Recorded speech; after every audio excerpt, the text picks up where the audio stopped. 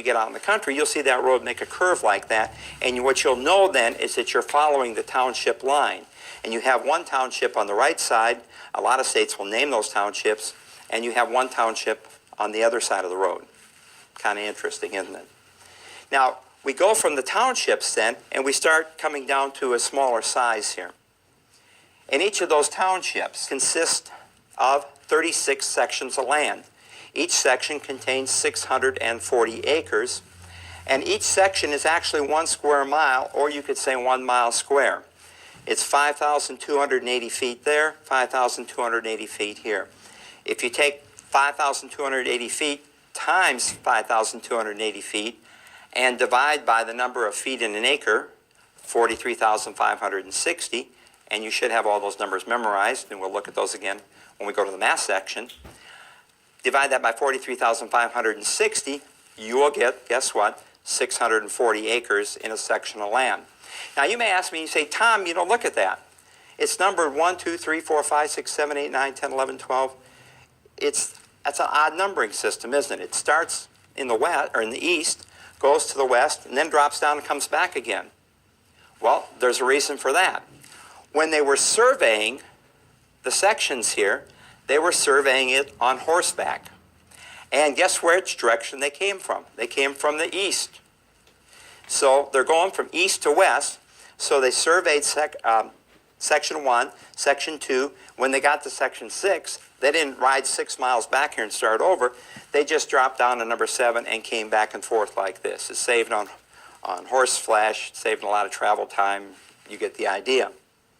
Section 16 was called the school section because anything that was in section 16, say that fast, anything that was in section 16 belonged to the school. So if we had a gold mine in section 16, that belonged to the local school.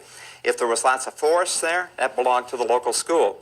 If you're out in the western part of the United States and it's desert there, school got the desert. Whatever was in 16, including those assets, helped start those school systems. So a lot of times the school would sell that property, of course, and get money, and they would build that little one-room schoolhouse, and you've heard those stories. Now we've gone from townships down to sections. We're going to go down a little bit more on this.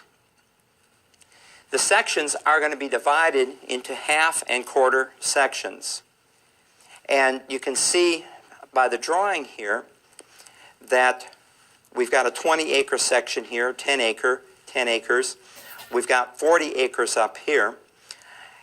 A lot of you have flown over the country. And when you fly over the country, you look down and you say, you know, look at that. Those farmers have laid those fields out just perfectly.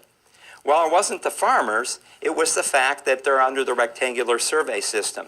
Some of you have heard that after the Civil War, they gave guys 40 acres and a mule. Why didn't they give them 42 acres or 45 acres?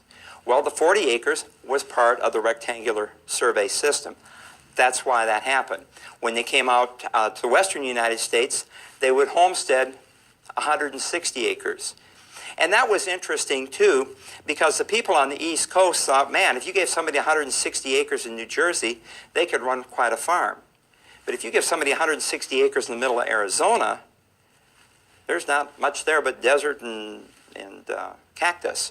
And so it wasn't enough on the western side of the United States as it was on the eastern side. But the people that were doing the divvying up out in the East Coast didn't have any idea of what was out west. Now, let's talk about that rectangular survey system because you could see some questions on that. And I want to make that a little bit easier for you.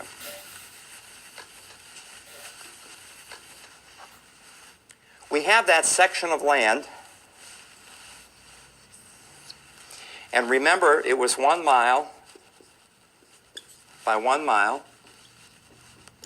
And again, 5,280 feet by 5,280 feet. And it's divided into quarters. And we keep dividing that into quarters. So,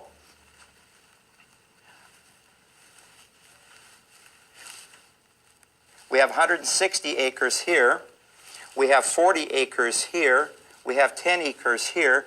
If we quarter that again, we're going to be down to what, 2.5 acres, I believe, in each quarter. Now, as far as the legal description is concerned, when we're looking at a legal description of this, say that we want to describe this particular piece of land right here. Well, what is that going to be? If we start at our nearest reference point, that's going to be the northwest quarter. And then we go to our next reference point, which is here. And so we start here. We come out to here, which is the northwest quarter. And then we're done with this one. So that's going to be of section. And we'll go back on our slide here. We're going to say that's of section 3. And then the description is going to continue on. Township 2 north, range 2 east. Okay? So it's the northwest quarter of section 3, township 2 north, township 2 east. Now how many acres is that? Well, we know that it's 40 acres, but let's make it a little bit easier for us. If you see a math problem like this, you just take the quarter, convert it to a decimal, 1 divided by 4, so it's 0.25 times 0.25 times 640 acres. So say that you saw a legal description and the question asks you this. It says, you have a piece of land that is the north half of the southeast quarter of the southwest quarter. How many acres is that? It's going to be 0.5 times 0.25 times 0.25 times 640 acres. And that's going to be your answer. So don't make it complicated. You don't have to draw out the drawing like I did here. You could just convert to decimals, multiply times 640, and you'll get your answer. Very, very simple, very, very convenient. Okay.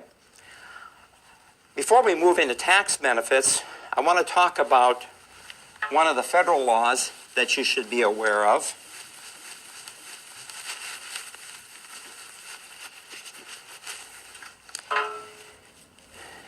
And that's going to be FIRPTA, Foreign Investment Real Property Tax Act. I got to work at remembering that. The Foreign Investment Real Property Tax Act. And what that says is that if you have a foreign seller of a property, there has to be withheld 10% of the gain on that property, or the proceeds, I should say, not the gain, but the proceeds on that property has to be withheld for the IRS. And that's going to be property that's in excess of $300,000. If it's less than $300,000 and it's a personal residence, then the law doesn't apply. Now, if you have a question about your seller, whether they're a resident alien or a non-resident alien, you need to bring that up to your escrow people or your title people, and they will prepare documentation for you that will sign off, and that person will say, yes, I am, or yes, I'm not subject to the Foreign Investment Real Property Tax Act. If you and I as agents don't do that, we have a liability for those taxes up to the extent of our commission. So you probably didn't realize it, but once you get a real estate license, you're kind of half a tax collector. Now, I don't broadcast that information around. I don't want people mad at me. But you keep in mind FIRPTA, the Foreign Investment Real Property Tax Act, and then you won't have any problems on the test on that if you see a question referencing to that. Now let's talk about other tax benefits of ownership that could come up on the exam. Of course, the first benefit is the deductibility of the interest on your mortgage or on your deed of trust. And then the deductibility of the property taxes. Both of those are going to be deductible on Form 1040 if you itemize your deductions. If you don't itemize your deductions, then those deductions are not available. Now, there are some expenses, and you'll see questions on this, of non-deductible expenses. For example, maintenance on your home or depreciation on your home. We'll talk a little more about depreciation here in a moment. Or capital improvements. What's a capital improvement? That's if you put a new roof on the property, if you put a new bedroom on the back, or add a bathroom, or something like that. Those are capital improvements. Those add to the base value of your property, but they are not deductible on your 1040. Now, in addition, you'll see some questions sometimes on depreciation. And one of the questions that comes up, it says, is depreciation deductible on Schedule A? And the answer is no. You cannot take depreciation on your personal residence. Now, what is depreciation? Maybe you're asking that question. Let's talk about that for a moment.